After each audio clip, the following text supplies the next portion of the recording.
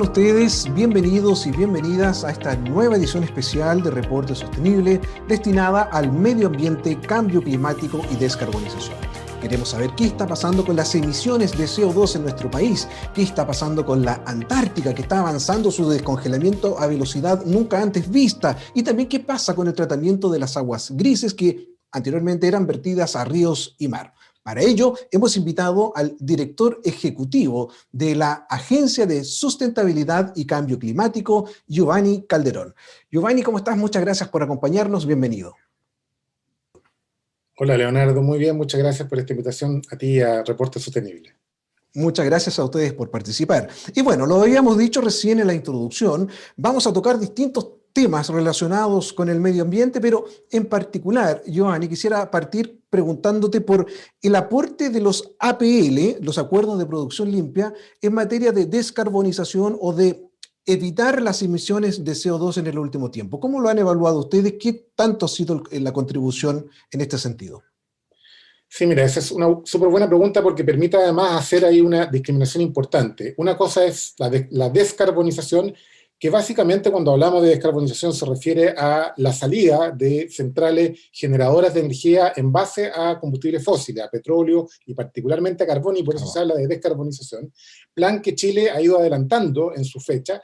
De hecho, a fines del año pasado el ministro Llobet anunció la anticipación de la salida de varias centrales a carbón, lo cual es una excelente noticia. ¿Por qué? Porque el 70%, Leonardo, de las emisiones de gases de efecto invernadero lo explica el sector energético, en su contexto en general, a tanto, o sea, desde el proceso de generación de energía hasta el proceso de transmisión. Eso por una parte. Y bueno, los acuerdos de producción limpia, que son una figura bastante peculiar, digamos, incluso muy mirada desde el extranjero, porque son acuerdos público-privados.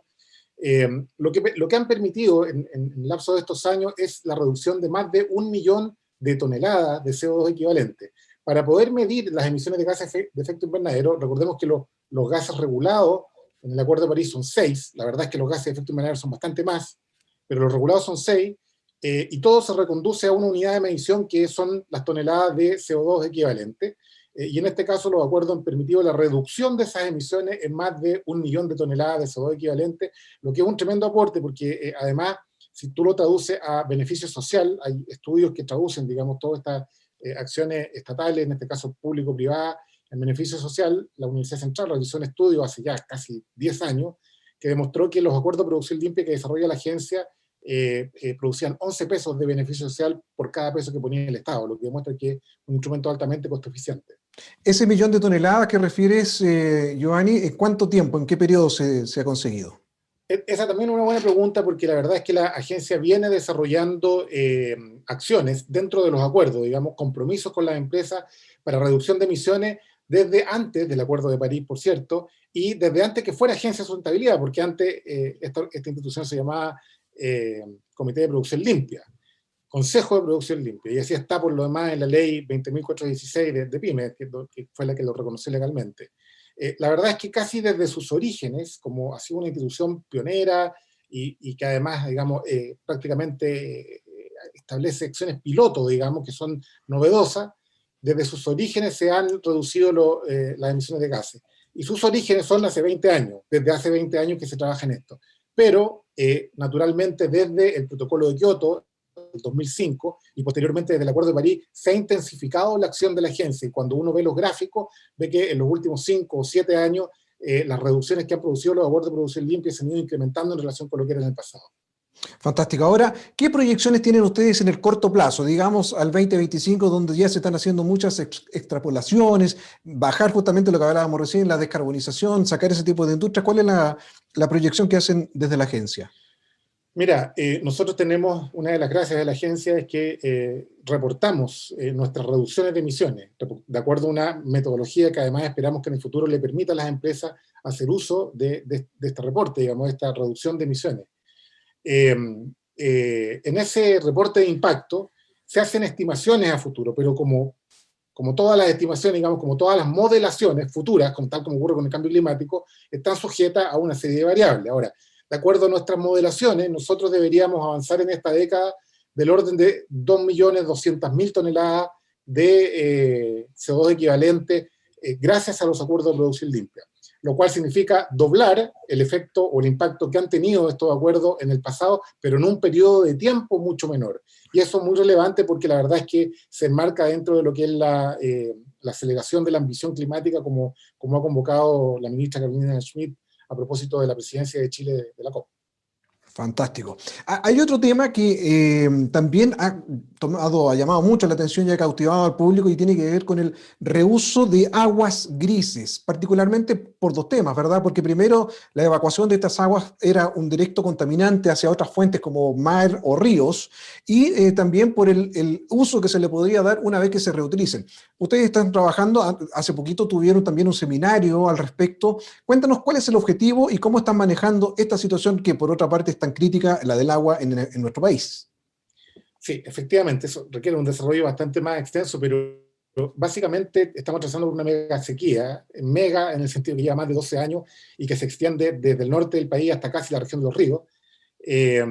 Y eso naturalmente que ha generado una serie de iniciativas para gestionar de mejor forma el recurso. La verdad es que Chile, históricamente, digamos, en su configuración normal, no tiene un problema de déficit del recurso, el problema de Chile es de gestión del recurso. Y dentro de las medidas de gestión del recurso, por ejemplo, se ha planteado una serie de soluciones como el relleno de cuenca y en este caso la reutilización de aguas negras y de aguas grises.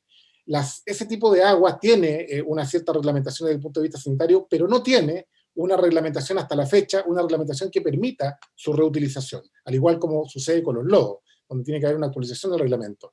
Bueno, básicamente ahí entiendo yo que el Ministerio del Medio Ambiente está trabajando en distintas soluciones, como la recarga de acuíferos que te mencionaba recién, para mejorar la gestión del recurso. En definitiva, nosotros en Chile tenemos, Leonardo, 42 instituciones públicas con competencia en materia de agua, y eso naturalmente dificulta la administración. Es parte de la discusión que se viene, sobre todo ahora en el proceso constituyente, y yo espero que en el corto plazo, esta es una situación crítica en Chile, urgente, la del agua, la de la gestión del agua, porque además se ha incrementado muchísimo el consumo de agua a nivel industrial, no solamente a nivel de consumo humano. Yo espero que en el corto plazo tengamos una institucionalidad del agua mucho más robusta y mucho más clara, digamos, que permita una verdadera buena administración de recursos. Bueno, en la agencia en todo caso están propiciando ciertamente que a nivel industrial se haga una reutilización de estas aguas grises, ¿no? Sí, nosotros lo que tratamos es de congeniar de alguna manera las necesidades medioambientales, como en este caso es la mayor disponibilidad de agua, con las posibilidades industriales, o sea, de dar valor en el fondo en este concepto que estamos trabajando a través de la hoja de ruta de economía circular, que es precisamente una economía que reutilice los recursos que ha utilizado para la generación de distintos productos. Eso es tecnológicamente posible. Ahora, tal como ha ocurrido en otras materias como las energías renovables no convencionales, es un proceso, no es algo que puede ocurrir un día para otro. Es un proceso además que requiere de apoyo financiero, de apoyo institucional, de distintos incentivos, como ocurrió con las energías renovables no convencionales. Lo mismo estamos viendo hoy día en materia de agua. Hoy día se están generando una serie de iniciativas que incentiven a las empresas a aplicar ciertas tecnologías que sean amigables con el medio ambiente y a la vez sean costo eficientes y les permitan reutilizar estos recursos cuando ya lo han usado para otro tipo de procesos. Fantástico. Tenemos muchos temas que conversar, se nos acaba el tiempo, pero hay uno que en la última semana ha resonado bastante fuerte y tiene que ver justamente con el descongelamiento de la Antártica. Una expedición de científicos que hace poco estuvo por allá ha señalado que el casco antártico ha disminuido en un 50% y que esto eventualmente en meses de verano podría llegar a desaparecer. ¿Cómo lo ven ustedes? ¿Qué tan preocupante, Giovanni, es esta situación? Bueno, yo te comentaba fuera del micrófono, Leonardo, que me tocó estar el año pasado en la reunión del IPCC, que es el organismo que recopila toda la información científica a nivel global y que emite informes periódicamente sobre la condición del planeta y el avance del calentamiento global y del cambio climático. Y la verdad es que las cifras ya el año pasado eran bastante alarmantes. En el continente antártico es sumamente complejo realizar estudios y además tener datos de largo plazo, porque además el estudio humano, digamos, nuestra capacidad de poder llegar a la Antártida y poder realizar estudios es relativamente reciente. No se extiende más allá de mediados del siglo XX y antes de eso no hay datos muy concretos. Sí, obviamente que desde el punto de vista geológico es posible extraer algunas conclusiones, pero más allá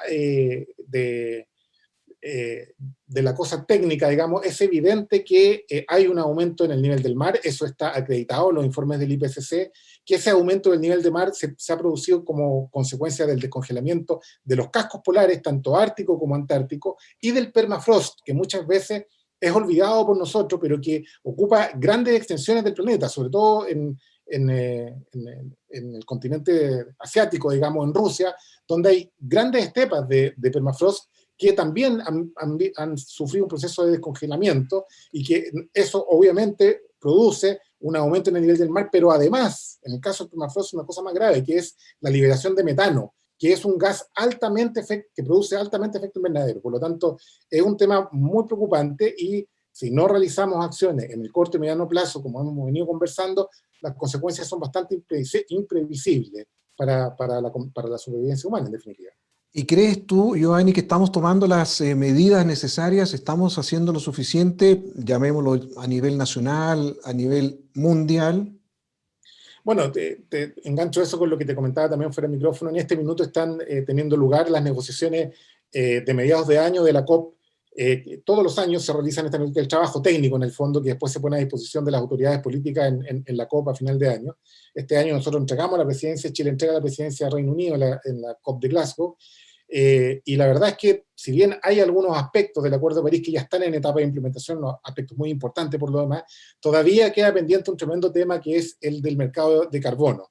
Y eso todavía está ahí en negociaciones, se espera que este año pueda ser finalmente destrabado de manera que el Acuerdo de París en su conjunto pueda entrar en vigor y los países puedan desarrollar acciones para incrementar su ambición climática. El caso de Chile es bastante paradigmático porque nosotros pasamos de un compromiso nacionalmente determinado del año 2017, si no me equivoco, que era bastante relativo, digamos, estaba sujeto a tasas de crecimiento, etcétera, a un compromiso este año mucho más robusto, que además está establecido en términos absolutos, independientemente de cuánto Chile crezca o no crezca económicamente, digamos, nos comprometimos a reducir en una cantidad importante nuestras emisiones de gases de efecto invernadero, a lo que se suman una serie de compromisos adicionales que no existían en la primera NDC, y ese proceso de mayor ambición es el camino que debe enfrentar el mundo a partir de la implementación del Acuerdo de París, que esperamos que termine de producirse a partir de este año. Así esperamos efectivamente. Giovanni Calderón, director ejecutivo de la Agencia de Sustentabilidad y Cambio Climático, haciendo un anuncio muy interesante también, llegar a duplicar la cantidad de emisiones de CO2 retiradas, 2.200 toneladas, casi más del doble de lo que se ha hecho hasta ahora. Giovanni, queremos agradecer tu participación en esta edición especial de Reporte Sostenible. Muchísimas gracias, Leonardo. Muy bien, un abrazo, y a ustedes, amigos y amigas, por favor, quedan absolutamente invitados a revisar el ciclo completo de estas entrevistas en nuestro canal de YouTube y también, por cierto, en nuestro portal de noticias de reportesostenible.cl. A cuidarse, muchas gracias, que estén bien.